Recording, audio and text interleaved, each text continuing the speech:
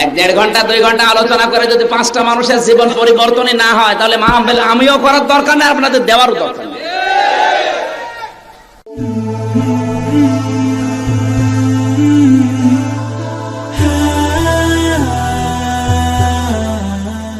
নাহমাদুহু ওয়া নাস্তাঈনুহু ওয়া নাস্তাগফিরুহু ওয়া নু'মিনু বিহি ওয়া নাতাওয়াক্কালু আলাইহি ওয়া নাউযু বিল্লাহি মিন শুরুরি আনফুসিনা ওয়া মিন সাইয়্যাতি আ'মালিনা মান ইয়াহদিহিল্লাহু ফালা মুদিল্লা লাহু ওয়া মান ইউদ্লিল ফালা হাদিয়া লাহু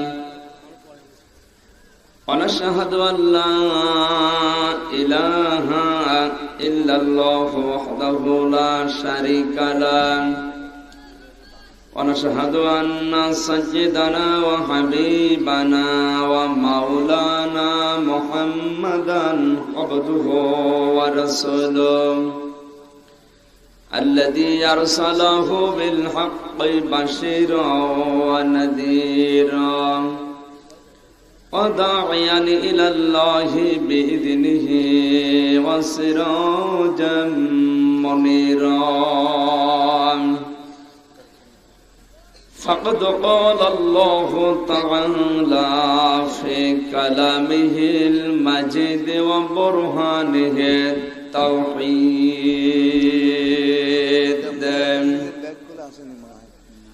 أعوذ بالله من الشيطان الرجيم بسم الله الرحمن الرحيم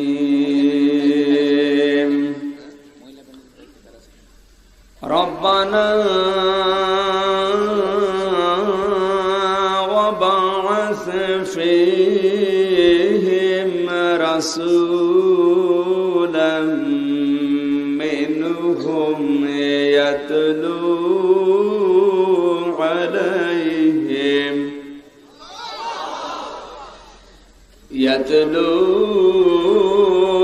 عليهم آياتك ويعلمهم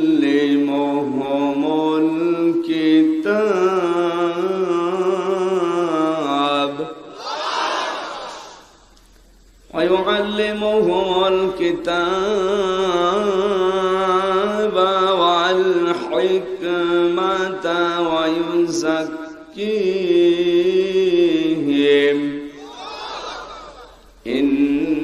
إنك أنت العزيز الحكيم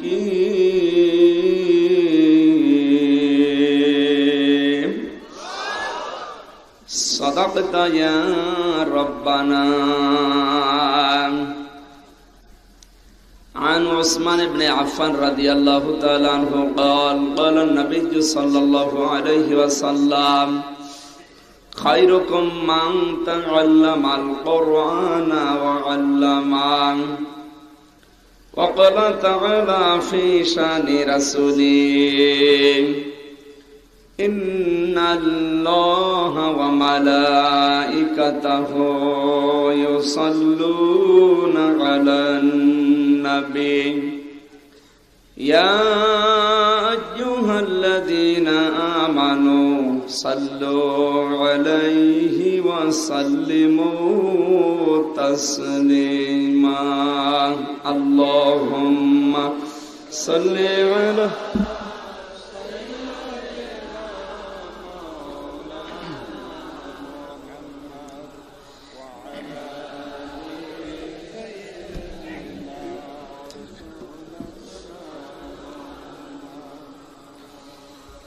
কেউ বা তোমায় পাগল বলে, কেউ বা বলে জাদুকর। আল্লাহ বলেন প্রিয় হাবিব তুমি আমার পয়গম্বর। বালাগাল উলা বিকামালিহি কাশাফাত দুজা বিজামালিহি।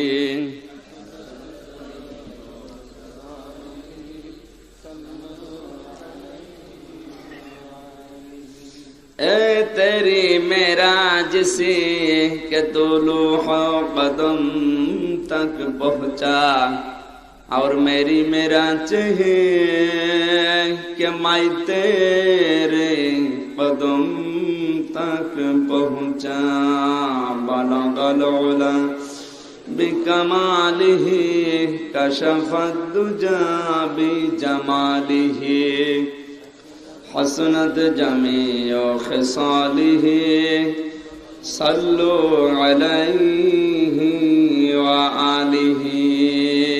আলহামদুলিল্লাহ। নাটোর জেলার বড়াইগ্রাম কেন্দ্রীয় জামে মসজিদের উন্নয়ন কল্পে বড়াইগ্রাম কেন্দ্রীয় ঈদগাহ ময়দানে এলাকাবাসী কর্তৃক আয়োজিত মসজিদ কমিটি কর্তৃক প্রতিষ্ঠিত মহাবিশ্বের মহাবিশ্বয় আমাদের মালিক আমাদের মনিবের মুখের বাণী কোরআন শরীফ তাফসীরুল কোরআন মাহফিলের স্বনামধন্য সভাপতি বড়াইগ্রাম কেন্দ্রীয় জামে মসজিদের সম্মানিত সভাপতি অত্র এলাকার সর্বজন শ্রদ্ধাভাজন ব্যক্তিত্ব বড় ভাই জনাব মোহাম্মদ বেলাল হোসেন বিশ্বনবীর মুয়াজ্জিন হযরতে বেলালের সাথে যেন আল্লাহ তাকে কবুল করে। চেহারা ছিল কালো, অন্তরটা ছিল ধবধবে সাদা। আল্লাহ রাব্বুল আলামিন বেলালকে যেদিন জান্নাতে দেবে এই বেলালের হাত ধরে যেন নিয়ে যেতে পারে। প্রধান অতিথি বীর মুক্তিযোদ্ধা মাননীয় জাতীয় সংসদ সদস্য বড়াইগ্রাম গুরুদাসপুরের সম্মানিত এমপি হাজিউল হারামাইন জনাব আলহাজ অধ্যাপক মোহাম্মদ আব্দুল কুদ্দুস দোয়া করছে কোরআনের মাহফিলে আল্লাহর এই গোলামকে আল্লাহ যেন ওমরের মতো ইসলামের খাদেম বানিয়ে দেয়। নবীজি দোয়া করেছিলেন হযরত ওমর যে সময় টপ টেরর ছিলেন সেই সময়, আবু সেহেলের জন্য করেছিলেন, ওমরের জন্য করেছিলেন। কপাল ভালো ছিল এই জন্য দোয়া কবুল হয়ে তিনি জিরো থেকে হিরো হয়ে গেছেন। আজ পৃথিবীর অনেক জিরো কোরআনের কাছে যদি আসে আল্লাহ তাদেরকে ওমরের মতো হিরো বানিয়ে দেবে। আর যদি কোনো হিরো মস্তানি করে আল্লাহ রাব্বুল আলামিনের নবী জানিয়েছেন ওই হিরোকে জিরো বানিয়ে দুনিয়া থেকে বিদায় করবে। শুধু তাই না, কিয়ামত পর্যন্ত তার জন্য মানবতা শুধু বরদোয়া করবে। এর বাস্তব প্রমাণ বুশের জন্য মানুষ এখন দোয়া করে, নিজে অন্যায় করে আর গাল দেয় বুশকে। কি একটা সিস্টেম দেখেন তো, অন্যায় করে নিজে অপরাধ হয়ে যায় তখন গাল দেয় বুশকে। আমাদের ভাগ্য যেন ওই রকম হয়ে না যায়। আজকে আলোচনা রেখেছেন ইসলামিক চিন্তাবিদ শিক্ষাবিদ মুফাসসিরে কোরআন নাটোরের সন্তান আপনাদের এই বড়াইগ্রামের সন্তান জনাব মাওলানা জিল্লুর রহমান প্রভাষক মৌখাড়া ইসলামিয়া মহিলা ডিগ্রি কলেজ হায়াতে তাজ্জাবা সিহাতে কুল্লিয়া কামনা করছে আল্লাহ যেন তার এই গোলামকে দান করেন। মঞ্চে বসা আছেন ইসলামী আন্দোলনের সৈনিক বড় ভাই জনাব অধ্যাপক আবু বকর সিদ্দিক দামাত বারকাতুহুমুল আলিয়া। এই নাটোর বিভিন্ন থানাতে কোরআনের কথাগুলো বলার জন্য যাদের মাধ্যমে আসি আপনাদের বড়াইগ্রামের সন্তান বড় ভাই জনাব মোসাম্মেল হক। মঞ্চে বসা আছেন রাজশাহীর তাহজিব সেন্টারের সম্মানিত পরিচালক জনাব মাওলানা হাফেজ আলী আহমেদ আকন্দ সহ নাম না জানা অন্যান্য উলামা ইকরাম, সামনে বসা মুসলমান ভাইরা, পর্দার আড়ালের সম্মানিত মা এবং বোনেরা, প্রশাসনের ভাইরা, বিশেষ করে বড়াইগ্রাম থানার সম্মানিত অফিসার ইনচার্জ ওসি সাহেব সহ যারা দায়িত্বে আছে, পুলিশ সদস্য ভাইরা, আল্লাহ রাব্বুল আলামিন সততার সাথে ঈমান দিয়ে দায়িত্ব পালন করার তৌফিক যেন দান করেন। যারা কোরআনে কারীম শোনার জন্য এসেছি আমরা আল্লাহর দরবারে আগে শুকরিয়া আদায় করে বলছি আলহামদুলিল্লাহ। দরুদ পড়ি, সালাম পড়ি আমাদের নবী মুহাম্মদ রাসূলুল্লাহ সাল্লাল্লাহু আলাইহি ওয়াসাল্লামের উপরে। বিশ্বনবী মুহাম্মদ রাসূলুল্লাহর উপরে আমরা দরুদ পড়লাম। সকলেই দরুদ পড়ছে রাসূলের উপরে, তাদের ভাষা হয়তো ভিন্ন ভিন্ন, অনেকের ভাষা আমরা বুঝি অনেকের বুঝি না, তো কেউ বসে নেই। আল্লাহ নিজে এবং তার ফেরেশতারা আর যত সৃষ্টিকুল আছে সবাই রাসূলের উপরে দরুদে লিপ্ত, শুধু আমরা বাদ দিই। যেন কিয়ামতের ময়দানে যদি কেউ রাসূলের কাছাকাছি যেতে চায়, সে যেন দুনিয়ার ময়দানে বেশি বেশি দরুদ পড়ে। কারণ ওই ময়দানে তো আর শক্তি দিয়ে রাসূলের কাছে যাওয়া যাবে না, যাওয়া যাবে? এই জন্য ওই ময়দানে যদি কাছাকাছি যেতে হয়, আপনাকে দরুদের আমল করা লাগবে। বসে আছেন কোন জায়গায়, আজেবাজে চিন্তা না করে দরুদ শরীফ পড়েন, সওয়াবও হবে, টেনশনও দূর হবে। বাসে, ট্রাকে, ভ্যান, রিকশা চালক, সিএনজি চালক, যারা কর্মজীবনে যে যেখানে আছি, যে সময়টুকু পাবো আমরা, অন্তত আমি সহ প্রত্যেকে আজকে থেকে দরুদের ভেতরে কাটানোর তৌফিক কামনা করছে, আল্লাহর কাছে যেন দান করে। নবীজি জানিয়েছেন, মান সাল্লাল্লাহু আলাইহি ওয়াহিদান সাল্লাল্লাহু আলাইহি আশরা। কোন মানুষ যদি একবার আমার উপরে দরুদ পড়ে আর দরুদের অর্থটা যদি বুঝে আমল করে, তাহলে আল্লাহ তার রহমতের দৃষ্টি 10 বার তার উপরে দেবে। তাছাড়া দরুদ পড়লে আপনার উপরে রহমতের দৃষ্টি 10 বার আসবে, কথাটা এরকম না। দরুদে যে কথাগুলো বলা হয়, এই কথাগুলো আমার জীবনে থাকা লাগবে। এগুলো যদি না থাকে আর আমি যদি চোখ বন্ধ করে দরুদ পড়িয়ে যাই, রহমত আল্লাহ কোনোদিন দেবে না। কারণ শর্ত আছে, যে কোনো কাজের শর্ত ছাড়া আমরা রাজি হই না। ভোট দিতে রাজি আছি, কিন্তু শর্ত বিড়ি লাগবে। অনেকে বিড়ি ছাড়াও ভোট দেয় না, দেয় না? কিয়ামতে অনেক মানুষ উঠবে, যে মানুষগুলোর আমল নামায় জেনার গোনা লেখা থাকবে। ডাক দিয়ে বলে, রব্বুল আলামিন, আমি তো জেনা করিনি, তোমার ফেরেশতারা মনে হয় এটা বানিয়ে লিখেছে। আল্লাহ তাআলা বলেন, বান্দা আমি জানি তুমি জেনা করনি। মাইয়া শাফাআ শাফাআতান হাসানাতান ইয়াকুল্লাহু নাসীবুম মিনহা ওয়া মাইয়া শাফাআ শাফাআতান সাইয়্যাতান ইয়াকুল্লাহু কিফলুম মিনহা ওয়া কানা আল্লাহু আলা কুল্লি শাইইন মুকিতা।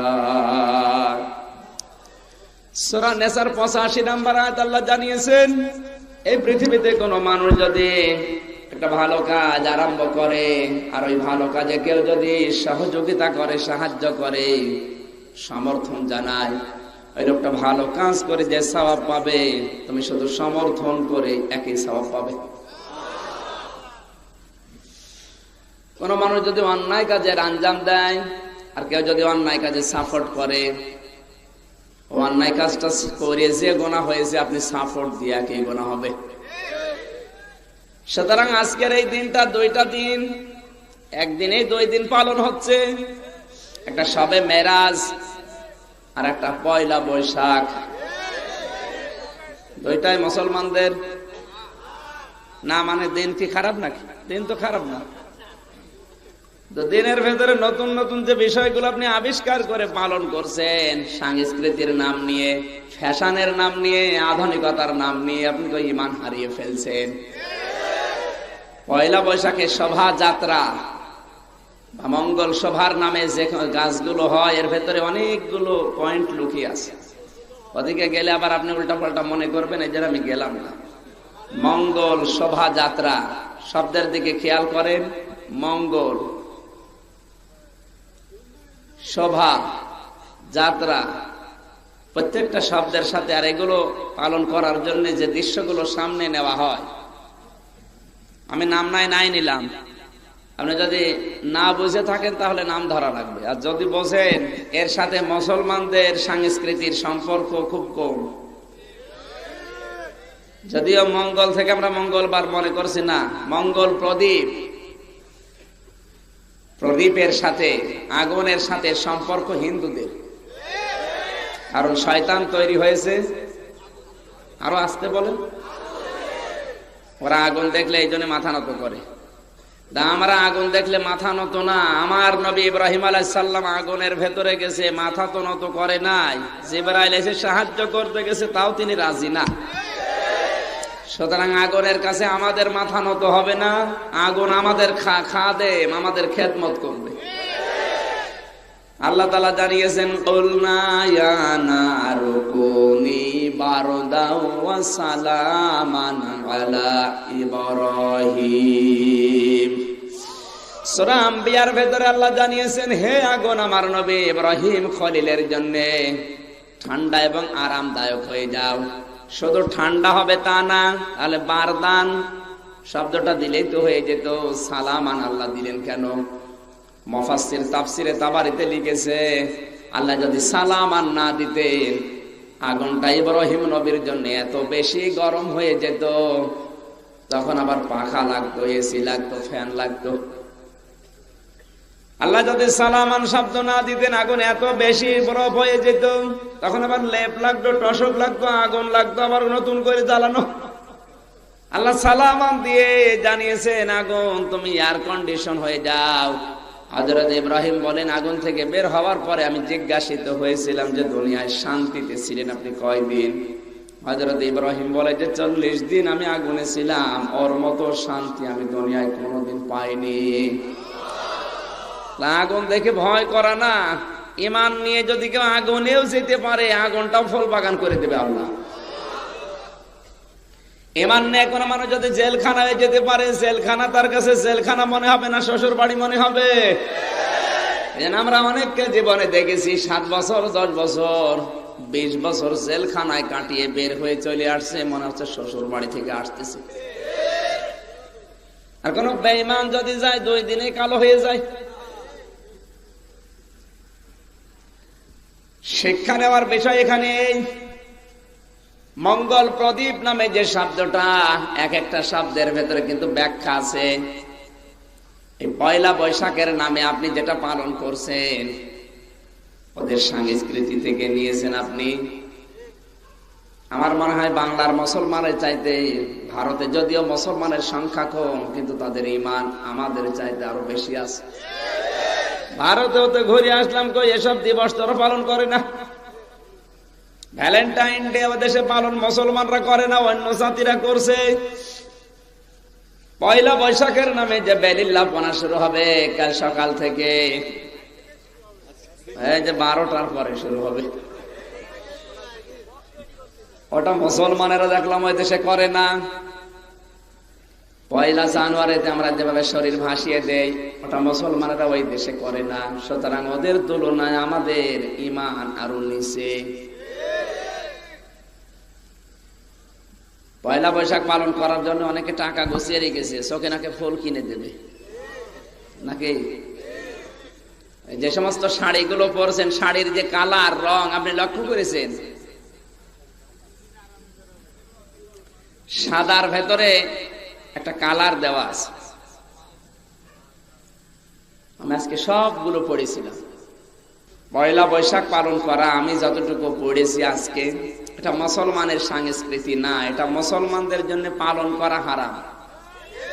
মানে ওই কায়দায়, যেই কায়দায় এখন পালন হচ্ছে। হ্যাঁ, পয়লা বৈশাখ আপনি পালন করবেন, এই রাত 12টা যখন বাজবে তাহাজ্জুদের 2 রাকাত নামাজ পড়ে চোখের পানি ফেলে আল্লাহকে বলেন, একটা বছর কি করেছে আল্লাহ তুমি তো জানো, সামনের একটা বছর যদি আমার হায়াত থাকে তুমি আমাকে পরিবর্তন করে দাও। এরকম জীবন গঠন করার জন্য যদি আপনি চোখের পানি ফেলে পয়লা বৈশাখ পালন করার জায়েজ আছে। তাছাড়া শাড়ি কিনে যুবতী মেয়েদেরকে অর্ধলঙ্গ করে আপনি ছেড়ে দিচ্ছেন, কত মানুষ জেনার গুনাহ করছে আপনি টের পাচ্ছেন। লোকটা এইটাই বলবে, আল্লাহ আমি তো জেনা করিনি, তোমার ফেরেশতারা মনে হয় বানিয়ে লিখেছে অথবা ভুল করে ফেলেছে। আল্লাহ পাক বলেন, ফেরেশতারা কোনোদিন ভুলও করে না, আমি যেটা আদেশ করি সেইটাই শুধু করে তারা। ওরা ভুলও করে না, ওরা ভুলেও যায় না। তুমিও জেনা করনি, আমিও আল্লাহ জানি দেখে গোনাটা কারণ কি। তুমি ক্ষমতা পাওয়ার পরে কোরআনের অনুষ্ঠানগুলো বন্ধ করে এমন এমন অনুষ্ঠান জারি করেছিলে যে এই অনুষ্ঠানে অ্যাক্সিডেন্ট হয়। অ্যাক্সিডেন্ট বসে আমার গাড়ির সাথে আর ট্রাকের সাথে অনেক রকমের অ্যাক্সিডেন্ট হয়েছিল তোমার এই অনুষ্ঠানের নামে। 96% মুসলমান এই দেশে। মেলা হচ্ছে 7 দিন, 21 দিন, 1 মাস, অনুমতি লাগে না, বাধাও হয় না। শিশু মেলা, গাছ মেলা, বৃক্ষ মেলা, রাত কানা মেলা হবে কিছুদিন পরে। এদেশে যে কয়টা দিন আছে শুধু দিবস দিবস করেই শেষ। এই সমস্ত মেলার নামে যত মানুষ এসেছিল ওখানে মেলার আসল উদ্দেশ্য পূরণ না করে যে সমস্ত গনার কাজে লিপ্ত হয়েছিল, তোমার টাকা পয়সা, তোমার সহযোগিতায়, তোমার ক্ষমতায়, তোমার ইঙ্গিতে যেহেতু ওই কাজ হয়েছিল, যত মানুষ ওই গনার কাজে আঞ্জাম দিয়েছে, অ্যাক্সিডেন্ট হয়েছে, ওর সওয়াব, ওর গনা সব তোমার আমল নামায় ফেলাক্সি লোড করে আল্লাহ পাঠিয়েছে। তাছাড়া তুমি জেনা করনি আমিও জানি। এই হিসাবে আজ আপনি হয়তো ভালো, আপনার চরিত্র ভালো, কিন্তু আপনার যুবতী মেয়েটা যদি কালকে সকালবেলায় কাজে শুরু করে, ওকে যত মানুষ দেখে জেনার গোনা করবে, ওর শরীরে হাত দেবে, হাতের জেনা, চোখ দিয়ে তাকাবে, চোখের জেনা, বাকিটার বললাম না। এই যত রকমের জেনা হবে, আপনি তো জেনা কোনোদিন করেননি, কিন্তু ওই মেয়েটার কারণে জেনার গোনা আপনার আমল নামায় কিন্তু চলে আসতেছে। এরকম গোনাকে আমাদের আমল নামায় তো নেই। এখানে মেয়েরা যারা এসেছেন আপনাদেরও কন্ট্রোল থাকা লাগবে। অনেক মেয়েকে বারণ করলেও বাবা শোনে না। মানে পাশের বাড়ি বান্ধবী করছে, আমি করবো না কেন, আপনার বান্ধবী জাহান্নামে যাবে, আপনি সাথে যাবেন। এই জন্য বাবা হিসাবে তো দায়িত্ব পালন করবেই বেলাল ভাই। ওনার যারা সন্তান আদি আছে, ওনার আশপাশে যারা আছে, তারা যেন নিজেদেরকে কন্ট্রোল করার জন্য চেষ্টা করে। কারণ এনার কবরে মেয়েটা যাবে না, মেয়ের কবরে বাবাও যাবে না। আল্লাহ আমাদেরকে যেন এই দিবসটাকে সঠিকভাবে পালন করার তৌফিক দেন। আমি দিবসের বিরুদ্ধে না, আপনি দিবস পালন করেন, কিন্তু এই কায়দায় করেন। এই কথা বলেন না কেন? আর তাছাড়া মুসলমানদের তো দিবস দুইটা, ঈদুল আজহা, ঈদুল ফিতর। আপনি নতুন নতুন দিবস বানিয়ে, এগুলো ব্যবসায়ী সাম্রাজ্যবাদী যারা, তাদের সূক্ষ্ম ষড়যন্ত্র।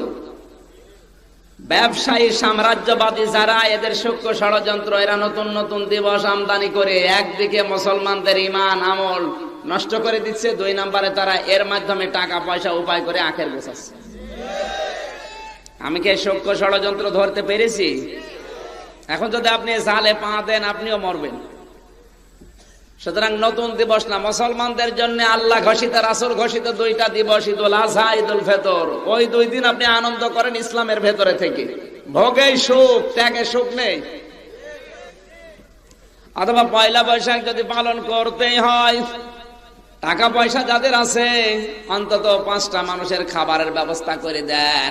একটা মানুষের ঘর ভেঙে যাচ্ছে, ঘরটা ঠিক করে দেন। লেখাপড়া করাতে পারে না, ছেলেকে একটা লেখাপড়ার ব্যবস্থা করে দেন। ওইটা পয়লা বৈশাখ এভাবে পালন করবেন। কারা হাত তোলেন তো? ভেজাল আছে, ভেজাল আছে। আমি তো নিয়ত করেই ফেলেছি, অন্তত কালকে 5টা ছাত্র যারা লেখাপড়া করতে পারছে না, তাদেরকে আমি লাইনে তুলে দেব। আজকে একটা গরিব মানুষ পাইয়েছি, মা বাবা নেই, মা আছে শুধু, ইন্টারে পড়ে, বিশ্ববিদ্যালয়ে চান্স পাওয়ার পরে টাকা পয়সার অভাবে পড়তে পারছে না। এরকম একটা মানুষকে যদি পয়লা বৈশাখের এই দিন নিয়ত করে ওকে জীবনটা সুন্দর করে ওর পেছনে একটু খরচ করা যায়, ওর জীবনটা ও সাজিয়ে নিতে পারবে।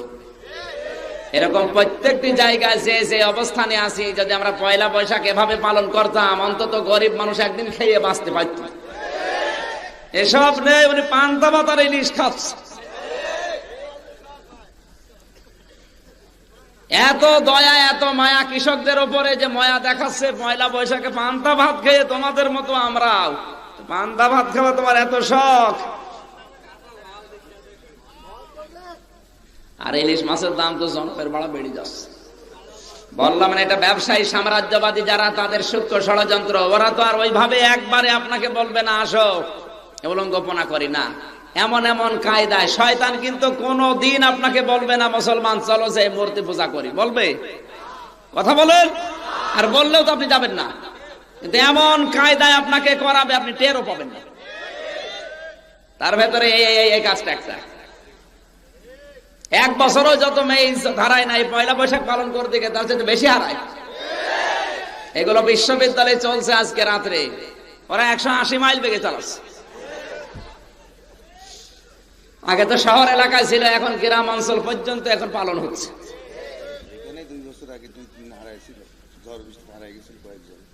মুসলমান ছেলেমেয়েরা যারা এসেছেন, আমরা নিয়ত করি কিয়ামতের ময়দানে যদি আমার আমল নামায় জেনার গোনা আমার আমল নামায় সুদের গোনা, ঘোষের গোনা, মানুষ ঠকানোর গোনা থাকে, আল্লাহ কিন্তু আমাকে মাফ করবে না। কারণ ওইগুলো আগে দেখবে, আমাদের চিন্তা ভাবনা আসার জন্য এই মাহফিল এনারা দিয়েছে। নাকি আপনারা আসবেন, টাকা পয়সা দেবেন, এনাদের উন্নতি হবে, আপনি চলে যাবেন। এই জন্য আপনার জীবনের একটা খোরাকি যদি তৈরি না হয়, তো মাহফিল প্রতিদিন দিয়েও লাভ নেই। আর রাত 2টা কেন 5টা পর্যন্ত আলোচনা করে লাভ হবে না। আলোচনা বেশি করলে ভালো হয় তা না, মানুষের মতো মানুষ হলে অল্প কথায় বসে, জ্ঞানী বসে ইশারায়, আর গোয়ার বসে কিলে। আপনার চামড়া যদি গন্ডারের মতো হয়, ও আজ কেন ও শিখ গরম করে ধরলে আপনি টেরই পাবেন। এক গন্ডার হাসছিল, শ্বশুর বাড়ি যাচ্ছে, একটা লোক দেখছে হাসছে। 3 দিন পরে ফিরে আসে, বলছে গন্ডার, তোমার 3 দিন আগে দেখলাম হাসতেছো, 3 দিন আগে দেখলাম দাঁড়িয়ে আছো, কাতো কত দিলাম, হাসো না, এখন হাসতেছো কেন? গন্ডার বলে, বন্ধু তুমি 3 দিন আগে যখন শ্বশুর বাড়ি যাচ্ছিলে, ওই সময় কাতো কত দিয়েছো, 3 দিন পরে এখন আমার শরীরে কাতো কত লাগলো। গন্ডারের চামড়া কি মোটা, কাতো কত লাগতে সময় লাগে কয়দিন, আর আমাদের একদিন। 14 বছর পার হয়ে যাচ্ছে, 47 বছর হয়ে যাচ্ছে, কাতো কতই লাগে না। কাতো কত লাগবে এবার? কাদের লাগবে দেখে হাত তোলেন তো, লিল্লাহি তাকবীর। কই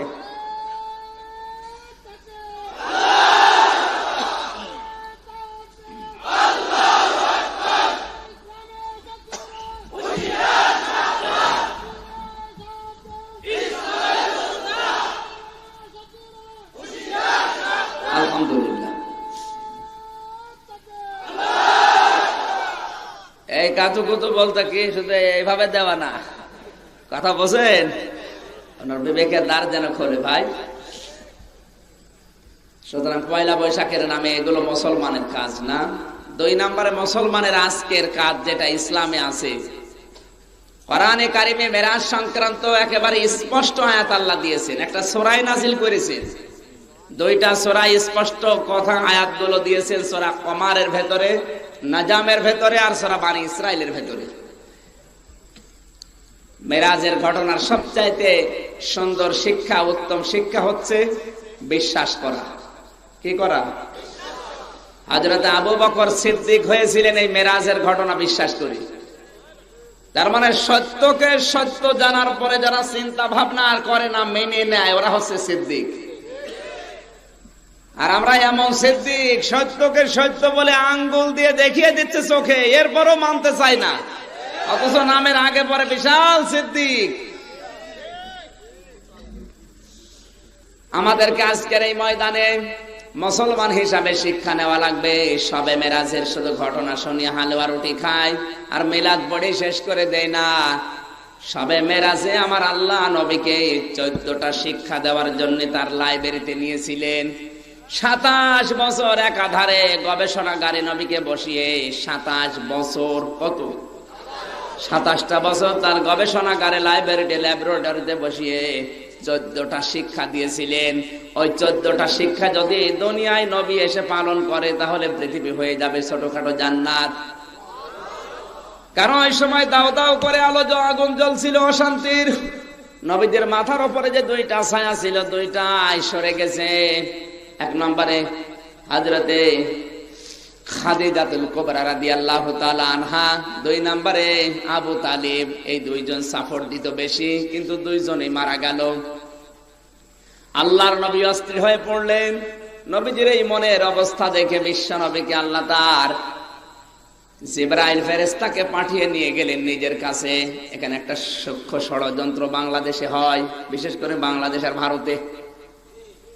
কি বলেন তো? আপনি যে বললেন জানেন,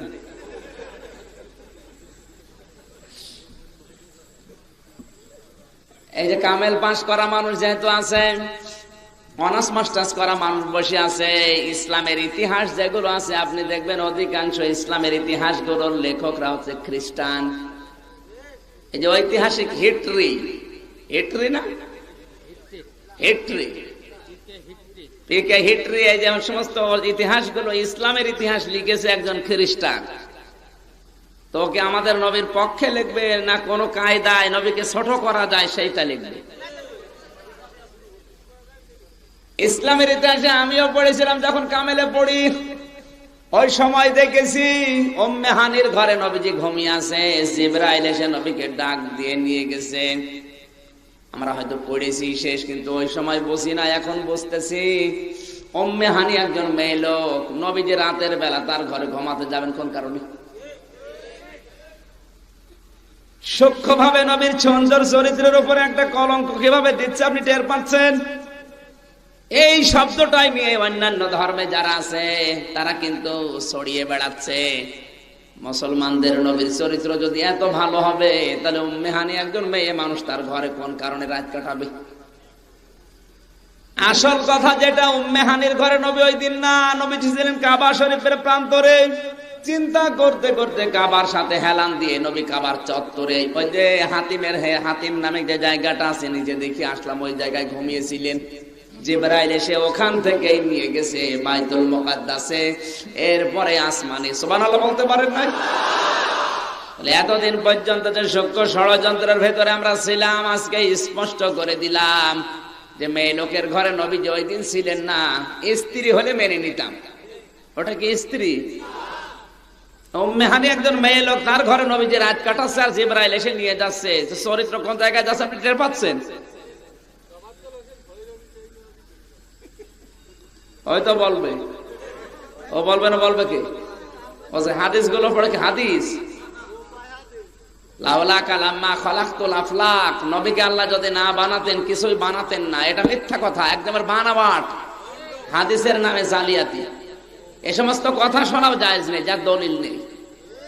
তারপরে লাউলা আউয়ালু মা খালাকাল্লাহু নূরি, সর্বপ্রথম আল্লাহ নবীর নূর বানিয়েছেন, কে বলে? সেগুলো সব বানানো কথা, এগুলো আরবি প্রবাদ। এই যে জিজ্ঞাসা করেন এরকম আরবি প্রবাদ আছে দুনিয়ায় হাজার হাজার, ওগুলো মানুষ এখন হাদিস বলে চালাচ্ছে। আপনারা তো বোঝেন না, আরবিতে পড়লে মনে করছেন হুজুর মনে হয় দোয়াই করছে। কুলুবুল মুমিনিন আরশুল্লাহ, মুমিনের কলব আল্লাহর আরশ, এগুলো হাদিস না। কিয়ামতের ময়দানে 500 বছর পর্যন্ত ঘোড়া দৌড়াবে, একটা গাছের ছায়া খুঁজে পাবে না, শুধু একবার সুবহানাল্লাহ পড়লে। এইটা মনে করে তো সুবহানাল্লাহ পড়ে যাচ্ছে, আর এদিকে সুবহানাল্লাহ চলছে, এদিকে দাড়িতে কম বেশি চলছে। কিয়ামত পর্যন্ত সুবহানাল্লাহ পড়েন, আর যদি দাড়িতে ওজনে কম বেশি করেন, এদিকে আল্লাহ আপনাকে বরদোয়া দিচ্ছে কি? ওয়াইলুল লিল মুতাফফিফিন আল্লাযীনা ইযা ক্তালু আলান নাসি ইস্তাওফুন। ধ্বংস হয়ে যাক ওই দোকানদারগুলো, ওই ব্যবসায়ীগুলো, যারা নেওয়ার সময় বেশি নেয়, দেওয়ার সময় কম দেয়। এরকম দোকানদার বাংলাদেশে আছে না নেই? এখানে দোকানদারি করেন কারা? হাত তোলেন তো, ধরা পড়বে। পাথর পর্যন্ত 2 রকম। একবার কুষ্টিয়ার বড় বাজারে যে দেখে এক চাচা তেল মেপে দিচ্ছে, খালি প্রতি কেজিতে ছটাক কম দেয়। ওই লোকটা ধরতে পারে নাই, চলে গেল। আমি জিজ্ঞাসা করলাম, চাচা আপনি এই কাজ করছেন কেন? ওই যে কৌটা আছে, প্রত্যেকবার তো 1 আঙ্গুল করে কম দিচ্ছেন, প্রতিবার 10 বার দিলে তো আবার আর 1 কৌটো হয়ে যাবে।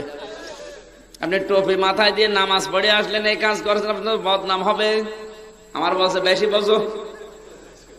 পকেট থেকে একটা সাদা টুপি বের করে বলছে এটা নামাজ পড়া টুপি, আর এটা তেল বেচা টুপি। ওরে সিটার, কি কায়দায় ব্যবসা করছে। অনেক দোকানদার এরকম আছে, এটা নেই? এইরকম দোকানদার যদি সুবহানাল্লাহ পড়িয়েই যায়, জান্নাতে গাছ হয়েই যাবে। কিসের গাছ? আন্দাজে কথাগুলো সব বানিয়েছে। এই জন্য নবীজির চরিত্রের উপরে কলঙ্ক দেওয়া, এগুলো বন্ধ করা লাগবে। সূক্ষ্মভাবে কেউ দিচ্ছে ডাইরেক্ট, কেউ ইনডাইরেক্ট। নবীজি ওই দিন ছিলেন উম্মে হানির ঘরে না কাবা শরীফের প্রান্তরে? কাবার প্রান্তরে। কাবার ওই হাতিমের ভেতরে নবীজি ঘুমিয়ে আছেন। জিবরাইল ফেরেশতা এসে ডাকবেন, সাহস পাচ্ছেন না, কারণ নবীকে আমার আল্লাহ পর্যন্ত কোনোদিন সরাসরি নাম ধরে ডাকেন নাই। জিবরাইল এখন ডাকবে কি দিয়ে? আর নবীকে আমার আল্লাহ 7টা নাম দিয়েছেন, আপনারা জানেন। আমি একটা আলোচনায় বলেছিলাম নবীকে আল্লাহ 7টা নাম দিয়ে সারা জীবন ডেকেছেন। ইয়াসিন, তাহা, ইয়া আইয়ুহাল মুজাম্মিল, ইয়া আইয়ুহাল মুদাসসির, আহমদ, মুহাম্মদ আর আব্দুল। কোরআন শরীফে 7টা নামই আছে না নেই? এই 7টা নাম আছে। আল্লাহ যেখানে মোহাম্মদ শব্দ দিয়েছেন সেখানে রিসালাতের ঘোষণা পর্যন্ত দিয়ে তার সম্মান বাড়িয়ে দিয়েছেন। কোরআনে 4 জায়গায় মোহাম্মদ শব্দ আছে আর 1 জায়গায় আছে আহম্মদ। আমার আল্লাহ জানিয়েছেন মুহাম্মাদুর রাসূলুল্লাহ ওয়া মা মুহাম্মাদুন ইল্লা রাসূল মা কানা মুহাম্মাদুন আবা আহাদিম মির রিজালিকুম ওয়ালাকির রাসূলুল্লাহি ওয়া খাতামান নাবিয়্যিন الذين آمنوا وعملوا الصالحات وآمنوا بما نزل على محمد জোরে বলেন আল্লাহু আকবার। সিরাত ইবনে হিশামের ভেতরে আছে ফেরেশতা জিবরাইল এসে দেখে নবীজি ঘুমিয়ে। এখন আমি ডাকবো কি দিয়ে? আল্লাহ তোমাকে নাম দেয়নি যে এই নামে ডাকো, এখন ডাকবো কি দিয়ে? লেখা দেখলাম ওই জায়গায় জিবরাইল এসে প্রথমে দাঁড়িয়ে আছে, নাম ধরে ডাকার সুযোগ পাচ্ছে না, কারণ মোহাম্মদ তো বলা যাচ্ছে না, রিসালাতের ঘোষণা দেওয়া লাগবে।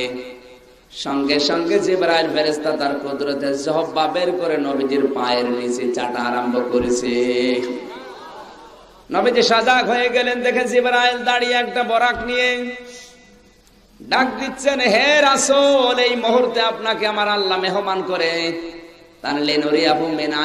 বিভিন্ন নিদর্শন দেখাবে, আপনি চলেন। নবীজি চলতে আরম্ভ করলেন, নিয়ে গেলেন বিশ্ব নবীকে। প্রথম আসমানে যখন প্রবেশ করবেন, সালাম দেওয়ার পরে ফেরেশতারা ডাক দিয়ে বলে, কে? বলে আমি জিবরাইল। সাথে কে? বলে মুহাম্মদ রাসূলুল্লাহ। ওনাকে কে আসতে বলা হয়েছে? বলে হ্যাঁ, দরজা খুলে দাও। দরজা খুলে দিলেন। হযরতে আদম আলাইহিস সালাম তিনি প্রথম আসমানে বসা।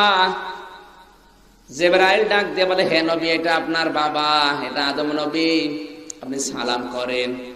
নবীজি সালাম দিলেন। হযরতে আদম আলাইহিস সালাম নবীকে বুকের ভেতরে জড়িয়ে ডাক দিয়ে বললেন, ওয়ালাদুন সালিহুন ওয়ালাদুন নাবিয়্যুন, হে আমার নেককার সন্তান, নেককার নবী।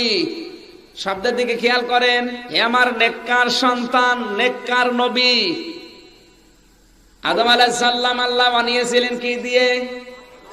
আরো জোরে বলেন। মাটি বানিয়েছিলেন 10টা জিনিস দিয়ে, আপনারা জানেন। মাটির ভেতরে যে মৌলিক উপাদানগুলো আমার আল্লাহ দিয়েছেন, আমি তাফসীর থেকে দেখেছি, অক্সিজেন আছে, আয়রন আছে, সিলিকন আছে, অ্যালুমিনিয়াম আছে, ম্যাগনেসিয়াম আছে, সোডিয়াম আছে, হাইড্রোজেন আছে, নাইট্রোজেন আছে, ক্যালসিয়াম আছে, পটাশিয়াম আছে। মাটির ভেতরে 10টা উপাদান আছে। তাহলে আদম আলাইহিস সালামকে আল্লাহ মাটি দিয়ে শুধু বানাননি, এই 10টা উপাদান তার ভেতরে আছে। কথা বলেন না কেন? জিবরাইল কে বলেছে, এটা আপনার বাবা, এটা আদম নবী, আপনি সালাম করেন। জিবরাইলের কথা শোনার সঙ্গে সঙ্গে নবী তো সালাম দিলেন, হে বাবা, আপনি আমার সালাম গ্রহণ করেন। হযরতে আদম আলাইহিস সালাম ও সালামের উত্তর দেওয়ার পরে 2টা শব্দ বলেছিলেন, ওয়ালাদুন নাবিয়্যুন ওয়ালাদুন সালিহুন, হে নেককার নবী, হে আমার নেককার সন্তান। তাহলে বাবা যদি মাটির হয়, সন্তান হবে আগুনের। আপনার কমন সেন্স কোন জায়গায় গেছে? নবী নূরের তৈরি না মাটির তৈরি, এই নিয়ে আপনি ফতোয়াবাজি করে মারামারি করেন, দল আলাদা করে ফেলেছেন। আর এগুলোকে মারামারি করার বিষয়। নবী নূরের তৈরি না পাথরের তৈরি, আপনার দরকারই কি? জাত তৈরি হয় হোক। আপনার তো দরকার কবরে যাওয়ার পর আপনি প্রশ্নের উত্তর দেবেন কি করে? প্রশ্ন ঠিক করেন। সিলেবাস পড়ে না, বাইরে সব পড়ে রেখেছে, পাস করবে না ফেল করবে। তা আমরা এখন তো ফেল করার ধান্দায় আছি, কারণ সিলেবাস পড়ি না। কোরআনে কারিমে 2 জায়গায় আয়াত আছে। সূরা কাহাফের 110 নম্বর আয়াত, সূরা সুয়াদের 71 নম্বর আয়াত। 2 জায়গায় আল্লাহ স্পষ্ট জানিয়েছে, ইন্নী খালিকুম বাশারাম মিন তিন, মানুষ বানিয়েছেন আল্লাহ মাটি দিয়ে। তো রাসূল তো মানুষ ছিলেন, কুল ইন্নামা আনা বাশারুম মিসলুকুম। নবী যদি বলতে পারতেন কুল ইন্নামা আনা মালাইকান মিসলুকুম, বলতে পারতেন না যে আমি ফেরেশতাদের মতো, সুতরাং তোমাদের মতো না। তোমাদের মতো মানুষ এ কথা বলেই শেষ করেননি। আল্লাহ বলেন ইন্নী খালিকুম বাশারাম মিন তিন, আর মানুষ বানিয়েছে আমি মাটি দিয়ে। এত স্পষ্ট দলিল, এরপরে হাদিস। আদম আলাইহিস সালাম নিজে, বুখারী শরীফের হাদিস, আদম আলাইহিস সালাম নিজে বলছে আমার নেককার নবী, নেককার সন্তান। তাহলে আদম নবী যদি মাটির হয়, সন্তানও মাটির। আর মাটির তৈরি বললে নবীর সম্মান আরো বেড়ে যায়। কারণ কোরআনে কারিমে যত জায়গায় আল্লাহ নবীকে ডাক দিয়েছেন, বেশিরভাগ জায়গায় আব্দুন ডাক দিয়েছেন। আব্দুন মানে বান্দা, আব্দুন মানে দাস। কথা বলছেন এখানে। আইন কুনতুম ফি রাইবিম মিম্মা নাযালনা আলা আবদিনা। আল্লাহ এখানে আলা মালাইকা বলতে পারতেন না, যে আমার ফেরেশতার উপরে আমি নাজিল করেছি। আলা আবদিনা বললেন কেন? আমার বান্দার উপরে। কারণ বান্দা শব্দের ভেতরে আমার আল্লাহর সব মহব্বত ঢেলে দেওয়া। এই বান্দাদেরকে তৈরি করতে ফেরেশতারা প্রথমে নিষেধ করেছিল। কথা বলে না কেন? আল্লাহ যেহেতু তাদের ওভারটেক করে জোর করে বানিয়েছেন, আল্লাহ বলেছিলেন ক্বালা ইন্নী আ'লামু মা লা তা'লামুন। হে ফেরেশতারা, আমি যেটা জানি তোমরা জানো না। তোমরা মনে করছো আমরা মানুষ বানাবো মনে হয় তাসবিহ পড়ার জন্য, জিকির করার জন্য। না, সাব্বাহা লিল্লাহি মা ফিস সামাওয়াতি ওয়া মা ফিল আরদ ওয়া হুয়াল আজিজুল হাকীম। আসমান জমিনে যারা আছে সব সৃষ্টি আমি আল্লাহর তাসবিহ, আমার গুণ কীর্তন করছে। সুতরাং তাসবিহ পড়া, জিকির করা, গুণ কীর্তন করার জন্য আল্লাহর সৃষ্টি দুনিয়াতে আছে না নেই? হে ফেরেশতারা, তোমরা মনে করছো ওই কারণে ওদেরকে আমি তৈরি করব না। মানুষ কেন বানাবো ওটা তোমরাও জানো না, ওটা আমি আল্লাহ জানি। কে জানে? তাহলে আল্লাহ যেটা জানে ওটা ফেরেশতারা এখনো আরো জোরে। এখন আল্লাহ কিন্তু বলেন নাই যে কেন বানাবো, বলেছেন। আল্লাহ পাক ফেরেশতারা মনে করেছিল মনে হয় মানুষ বানাবে জিকির করার জন্য, তাসবিহ করার জন্য। ফেরেশতারা বলেছিল আমরা তো আছি তাসবিহ করার জন্য, তোমার জিকির করার জন্য। আর কত লাগবে তোমার জিকির? আল্লাহ বলেন না, আমি তো ওই উদ্দেশ্যে মানুষ বানাবো না। আমি কেন বানাবো তোমরা জানো না। আমি আল্লাহ আ'লামু ইসমে তাফজিল, আমি ভালো জানি। আল্লাহ যেটা জানে ওইটা কিন্তু পরবর্তীতে জানিয়েছেন নবীদের মাধ্যমে। কথা বলে না কেন? তাহলে আল্লাহ যেটা জানে, ফেরেশতারা আরো জোরে বলেন আল্লাহ এখনো কিন্তু জানানোনি। কিন্তু আল্লাহ যখন জানিয়েছেন ওই সময় মানুষ আর তখন মানতে চায়নি। আল্লাহ রাব্বুল আলামিন মানুষকে যখন তার জীবনের আসল উদ্দেশ্যের কথা জানালেন যে এই জন্য তোমাকে আমি বানিয়েছি, তখন আর মানুষ ওইটা আর মানতে চায়নি। ওটা রাজনীতি বলে ছেড়ে গেছে। আল্লাহ জানিয়েছিলেন কেন বানাবো জানো? ইন্নী জাইলুম ফিল আরদি খলিফা। পৃথিবীর জমিনে আমি মানুষ বানাবো এই কারণে, কারণ তার আমি আল্লাহর প্রতিনিধি। তারা খলিফা, তারা দায়িত্ব পালন করবে। এই খলিফা, প্রতিনিধি, দায়িত্ব পালন যারা করবে, এরকম কথা মানুষকে বলতে গেলে তখন ভুল বোঝে। বলে রাজনীতি করছে, রাজনৈতিক জীবনের কথা না। আপনার জীবনের আসল কাজ তো এটা, আপনি দায়িত্বশীল হওয়া লাগবে। হযরত ইউসুফ আলাইহিস সালাম নিজে কিন্তু বলেছিলেন আমাকে তোমরা রাষ্ট্রের এই দায়িত্বটা দাও, তাহলে আমি অধিক সংরক্ষণকারী হব। সুতরাং পৃথিবীর ময়দানে যারা দায়িত্ব পালন করবে ওদের চরিত্র হওয়া লাগবে বিশেষ করে নবীদের মতো, তাহলেই দুর্নীতি কম হবে। খাদ্য মন্ত্রণালয়ের দায়িত্ব নিয়েছিল হযরত ইউসুফ। তিনি চেষ্টা করছিলেন এই বিভাগটাকে দুর্নীতি মুক্ত করা। অনেকে বলে সে নেওয়া যায় না, নবী ইউসুফ আলাইহিস সালাম কিন্তু দায়িত্ব সে নিয়েছিলেন।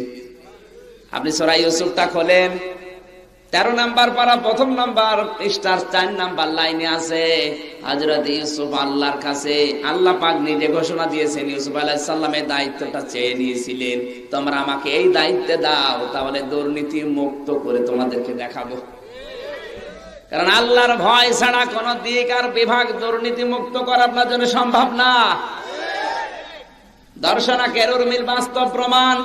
আল্লাহওয়ালা মানুষ থাকলে কি করে দুর্নীতি মুক্ত করা যায় আমি নিজে দেখে এসেছিলাম ওই সময়। সম্মানিত ভাইরা, আমি যে কথা বোঝাতে যাচ্ছিলাম, বিশ্ব নবী মুহাম্মদুর রাসূলুল্লাহকে আল্লাহ বানিয়েছেন এই আয়াতগুলো হাদিসগুলো দিয়ে জানা যাচ্ছে মাটি দিয়ে। আপনি বিতর্ক করবেন না, বিতর্ক করে লাভ হবে না, আপনি পৌঁছাতে পারবেন না। যদি নূরের তৈরি বলেন তাহলে এর ভেতরে মাত্র উপাদান আছে 2টা। নবী কারো খাটো করা হয়, নূরের তৈরি বললে নূরের তৈরি ফেরেশতা দিয়ে আদমকে আল্লাহ সেজদা দেওয়ালেন কোন কারণে? ওদের দাম যদি বেশি হবে তাহলে তো আদম আলাইহিস সালামকে দিয়ে ওদের সেজদা করাতেন। কথা বলে না কেন? এরপরেও যদি কেউ ভুল বোঝে, জোর করে, আমার কিছু করার নেই। একেবারে স্পষ্ট কথা বললেন, হে আমার নেককার সন্তান, নেককার নবী, আমি যেমন মাটির, তুমি আমার সন্তান, তুমি আগুনের। আপনার কমন সেন্সের কমন বাদ দিলে যদি সেন্স থাকে, তারপরও আপনি আর এই বিষয় নিয়ে গন্ডগোল করার কথা না। আশা করছি আপনি মেনে নেবেন। ওখান থেকে নিয়ে গেলেন, বিভিন্ন জায়গা দেখালেন। প্রথমেই যেখানে নিয়ে গেছেন সেই জায়গাটা ছিল একটা কূপের মতো। চারিদিকে ঘুরলেন, দেখলেন গুম গুম করে আওয়াজ হচ্ছে। আর চারিদিকে ঘোরার পরে জিজ্ঞাসা করলেন, সবুজ বিল্ডিং এর মতো এই ছোট্ট ঘরটা কিসের?